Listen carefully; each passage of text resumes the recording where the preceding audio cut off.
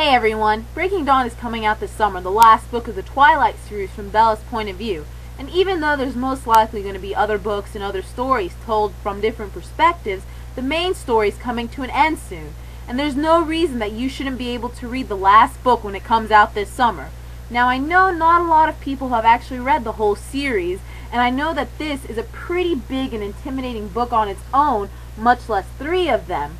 So I figured that I could help you out. I've decided to summarize the first 3 books into a simple video so that you won't have to spend all that time catching up.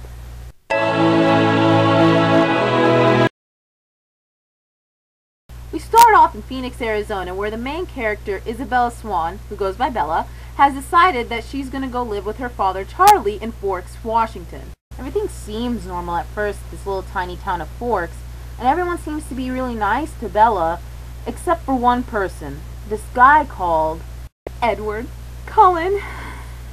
At first, Edward can't be near her or anything because obviously no one knows that he's a vampire, and he can't exactly tell her because there's all these rules and stuff, but that comes later anyway. Anyway, so he goes and he's all like, "Oh, Bella, I'm gonna have to talk to you." So they do, and they talk, and the sparks fly like immediately. Oh my gosh. I'm gonna look out for Edward Cullen. I mean, he's got to be real. I mean, the surroundings are real. There really is a Forks, Washington, and Forks High School. I've been there twice already, and I'm planning to go again this summer. And maybe I'll find the Cullens when I go this summer. So she goes to La Push with some of her homies, right? And Jacob Black goes and he tells her all these stories about vampires and stuff. She's like, "What, dog? You've got to be kidding me." And later on, Edward's like, "I is a vampire, and I'm like 100 years old." And she's like, "What?" And I'm like, "Yee, old school gangster." And I'm like, "Yee, old school gangster here. You see this? Old school." I feel you, EC. Apparently this Edward guy is a vampire, but he's incredible and he's gorgeous and everything. Oh my gosh, I'm in love with him. But I don't really get it. I thought that, vampires are supposed to be, dangerous and everything. And, like, suck your blood. I don't know, really. Because I haven't actually read Twilight. I mean, don't get me wrong. I'm a fan and everything. I'm talking about it with my friends, like, all the time. It's all we talk about. So, I'm basically a fan. Duh. But, yeah, it's just, I don't really like reading. So Bella goes to meet Edward's family, and everyone's nice to her and stuff, but there's a problem. Edward's family's like, "Edward, you're gonna have to choose between us or her."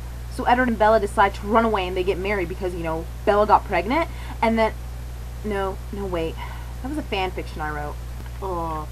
I'm a guy, so, I don't read girl books. But being around vampires isn't always safe, because they run into 3 dangerous ones called Voldemort, Lucius, and Bellatrix, and Voldemort wants Bella dead. No, wait, hold on. They run into James, Laurent, and Victoria, sorry. And James is the one that wants her dead. But it's okay, because in the end, Edward, saves the day. New Moon ruined all the fan fictions ever. I mean, Edward leaves Bella, he leaves her, and then Jacob Black comes in. Ooh, oh my gosh. Do you know how painful it is to read a Jacob Black fanfiction? Very. They're horrible. I've just reread New Moon for the 23rd time, and I was still a mess when Edward left Bella. I mean, I really think that every fangirl died just a little bit inside when that happened. But it was okay afterwards, because she found Jacob, and I was really happy for Bella that she found someone incredible like Jacob, and he could be her protector and everything. But it wasn't so good for me, because now I'm in a dilemma. Now I can't choose between Edward and Jacob. At first I really liked New Moon, because, Bella's being hit with a dose of reality. I mean, come on. You're not going to have a little perfect life, a little perfect boyfriend and everything, and, once her little perfect life left her, sorry Bella, that's just how life is. And, once I was starting to like it, I started to hate it again. There's a second one? Are you sure? Because we only talk about Twilight, and that's just one book. I've seen it. It turns out the Quileute people actually have a lineage of werewolves in their bloodline, and that Jacob is one of those werewolves. Crazy, right? All these mythical creatures running around a little town of Forks. So Jacob decides to distance himself from Bella because he wants to keep her safe. But it turns out that Bella has some important information for them. See, vampires and werewolves are actually mortal enemies. And remember Victoria from the first book? Well, it turns out that she wants to kill Bella, because Edward killed James. Then Alice shows up at Bella's house, and Alice, she's sort of like Trelawney. She can see the future and stuff, but she's a lot better at it than Trelawney will ever be.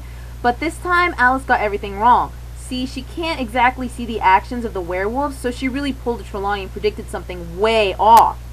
But then she goes into this trance and tells Bella that the Dark Lord will rise again. Alice is all like, Bella, how is you still alive? I saw you jump off a cliff. You's gots to be kidding me if you still alive after that. And Bella's all like, nah, my home dog Jacob, he pulled me out of the water. And Alice is all like, I don't know what we gonna do now, cause EC thought you was dead and he went to Italy to kill himself. And Bella's all like, what, that crazy mofo? So in true gangster style, they blow that popsicle stand, they head over to Italy, and they're all like, and they go and they save EC. But there's a problem. They run into the Volturi. Man, these Volturi, they're straight up gangster. You don't mess with them. They give you a whole new meaning to put your hood up. Yeah, I'm still a guy. Edward and Alice are able to convince the Volturi to let them go and not kill Bella because, you know, she's human and all, and she's not supposed to know about vampires and all that good stuff. And so they head back to Forks, and everything's back to normal, and Edward and Bella are back together again. And I was just so happy, and everything's back to the way it was before, except for with Jacob. Oh my gosh. Poor Jake. Eclipse is a bit crazy. We get a lot of new information, but that all comes later. We first open up the book learning that there's all these killings going on in Seattle, and it turns out that all those killings are due to there being a newborn army of vampires in Seattle. This was perfect. It was a great save from New Moon. Good job, Stephanie Meyer. And it was just great. This fueled so many of my awesome fan fictions. Actually, I just got an awesome plot point just thinking about it. Hold on, let me write this down. So now not only is Bella still in danger because Victoria's trying to get to her, but she can't go see Jade because young werewolves are dangerous and all, and Edward won't let her go. And they don't want to break the Quillette Pact or anything because that would be bad. Breaking the treaty would be really, really, really bad. And now Jake misses Bella and Bella misses him, and all the Team Edward and Team Jacob fans won't stop fighting on the forums. Who the F is Jake? Eclipse was so lame. I thought that since, you know, parts of New Moon were okay, that Eclipse was going to be, you know, alright, but it turns out it was worse than Twilight, and that's saying something. I mean, the theme was choosing her true love.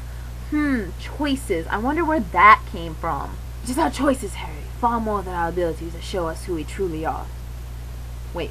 Did I say Harry? I meant Bella. Because, you know, she has to make the choice between Edward and Jacob, and make the choice whether she wants to be a vampire or stay mortal, and you know what, just never mind. And the Quileute Pact and the Cullens form a sort of alliance with one another. They have a common enemy now. Victoria is coming with her army of vampires to Forks, and neither the Pact nor the Cullens want Bella to be killed by Victoria, nor do they want an army of vampires killing off innocent people in Forks. Seriously, this is the book with the apple? So Bella's able to convince Edward to, like, stay with her during the whole newborn battle thing, and she tries to convince Jake too, but he won't listen to her. And so now she's torn. She's like, I'm in love with both Jake and Edward, and she's like, she can't choose. She knows she's in love with both of them, and she doesn't want to hurt either of them. But Victoria's able to get through all the battling and the big mess, and is able to get to where Harry, Ron, and Hermione are hiding. It turns out alright, of course, because Edward, with the help of Seth Clearwater, another werewolf, was able to take down Victoria. I mean, I just suggest you don't even worry about it. Hold on a second, let me finish this. So now everything cool, right? And they go into the clearing, and who shows up but my homies, the Volturi? Yee! So the Volturi tell the Cullens that they're going to check up on them soon to make sure that Bella has been changed to a vampire. Because if she hasn't, it would break all these rules of secrecy and stuff that the Volturi are always trying to enforce. But at this point, Bella has already made her decision not only to become a vampire, but also to marry Edward. And that's it. And now you're just as ready as anyone else to read Breaking Dawn when it comes out on August 2nd.